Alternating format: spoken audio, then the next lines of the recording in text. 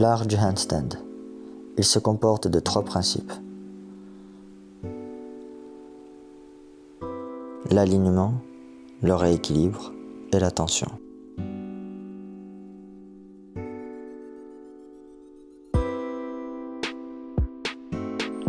Hormis le côté esthétique, l'alignement permet une bonne stabilité et une économie d'énergie.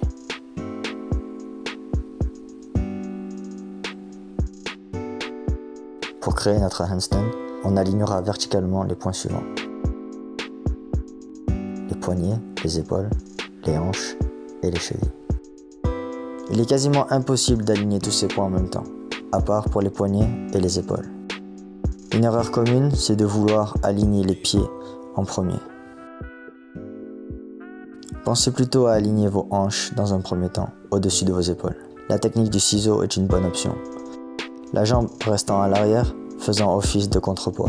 Elle vous donnera le temps donc d'aligner vos hanches au-dessus de vos épaules. Une fois fait, vos pieds se réuniront plus naturellement. Il ne vous restera alors plus qu'à réajuster votre handstand.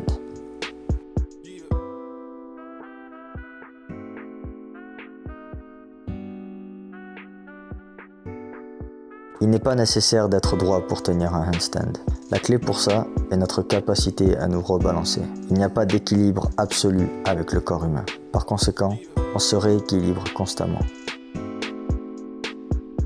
Ce rééquilibre peut se faire en 2 phases, grâce au micro-ajustement, défini par nos doigts et palmes de main, soit macro-ajustement, défini par nos épaules.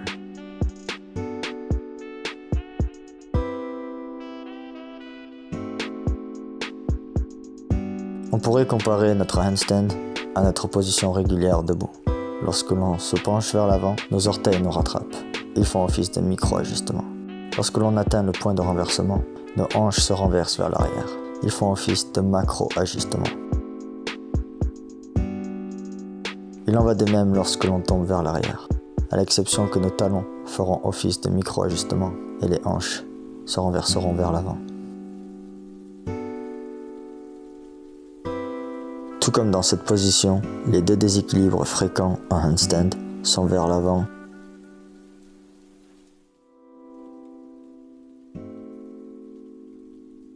et vers l'arrière.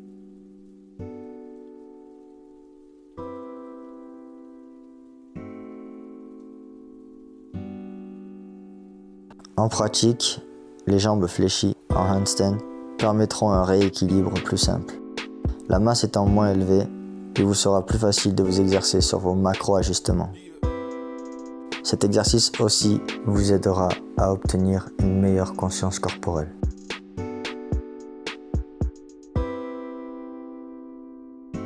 Un autre exercice dont vous devrez vous focaliser est l'activation de vos omoplates en position élevée.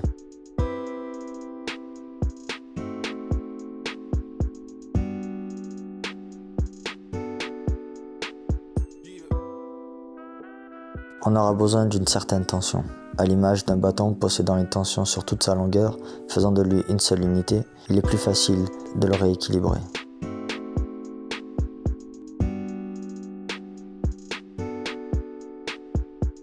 A l'inverse, une corde à sauter, possédant 2 extrémités solides mais aucune tension les connectant, il sera impossible de tenir l'équilibre.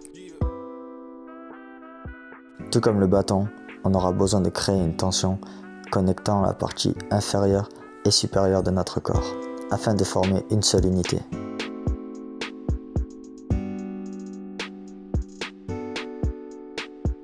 En pratique, la position que j'ai choisie ici consistera à vous allonger dos au sol, lever les bras de la même manière que vous exécuteriez votre handstand, expirer en rentrant le ventre, contracter légèrement les fessiers afin de garder le dos à plat au sol. Cela représentera votre tension.